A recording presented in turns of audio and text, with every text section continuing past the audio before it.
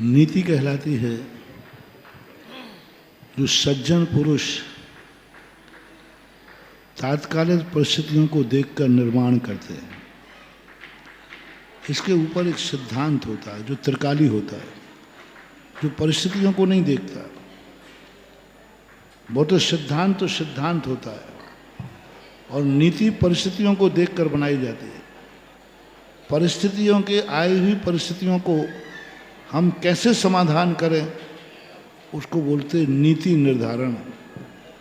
जो नीति निर्धारित की जाती है, नीति शाश्वत नहीं होती, नीति अविनाशी नहीं होती, नीतियां बनाई जाती हैं। इसलिए नीतियां सिद्धांत आज तक भगवान भी नहीं बदल पाए। ऋषभदेव ने जो सिद्धांत बनाए थे वो आज भी वही सिद्धांत है। उन्होंने 6 द्रव्य की बात कही थी, आज भी है। 28 मूलों की बात की थी, आज भी है। ये सब सिद्धांत है, लेकिन नीतियां समय समय पर बदलती रहती हैं। साहित्यकार नीतियां बनाते हैं। जब सामने परिस्थिति आती है, उस परिस्थिति से निपटने के लिए नीतियों का निर्धारण किया जाता है, जिसे हम कानून भी कहते हैं। कानून बना दिया, पहले दुर्घटना होती है, फिर दुर्घटना के बाद कानून बना दिया जाता है, नीति बना दी जाती है।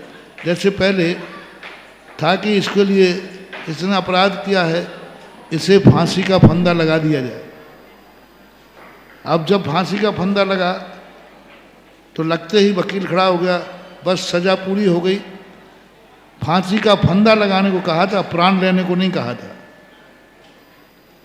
तब फिर नीति बदली कि नहीं, फांसी के फंदे पर जब तक लटकाया जाए जब तक उसके प्राण न निकल जाएं। तो ये नीति बदल गई। तो नीति द्रव्य क्षेत्र काल भाव को लेकर बोलती है। अनीति का कोई रास्ता नहीं होता। अनीति तो अनीति लोगों की होती है।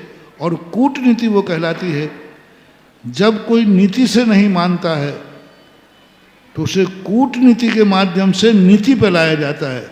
जैसे बोलते हैं साम दाम दंड और भेद नीति। भेद नीति को कूटनीति कहते हैं।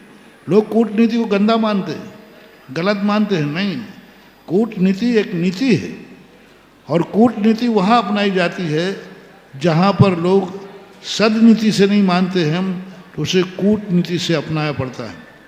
उसके साथ छल कपट से अपनाना पड़ता है। जब अधर्मी सीधी नीति से काबू में नहीं आता तो उसे छल कपट और मायाचारी से कूटनीति से उसका नाश किया जाता है। उस कूटनीति को भी हमारे यहाँ नीति शास्त्र में प्रशंसा की, लेकिन वह कूटनीति अधर्मी के नाश के लिए, अधर्म के नाश के लिए छल कपट और मायाचारी बनना पड़े तो कूटनीति कहलाती है।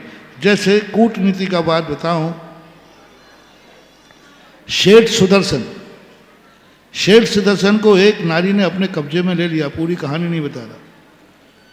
तो अब वो समझाने से मानने वाली नहीं है, किसी प्रकार मानने वाली नहीं। शेठ सुदर्शन ने कूटनीति का सहारा लिया। मैं हिजड़ा हूं, मैं नपुंसक हूं। अब देखना, कूटनीति देखना है, अनीति नहीं है। धर्म को बचाने के लिए उन्होंने अपने धर्म को बचा लिया कूटनीति के माध्यम से। वहां नीति काम नहीं कर रही थी, क्योंकि नीति तो खत्म हो गई थी।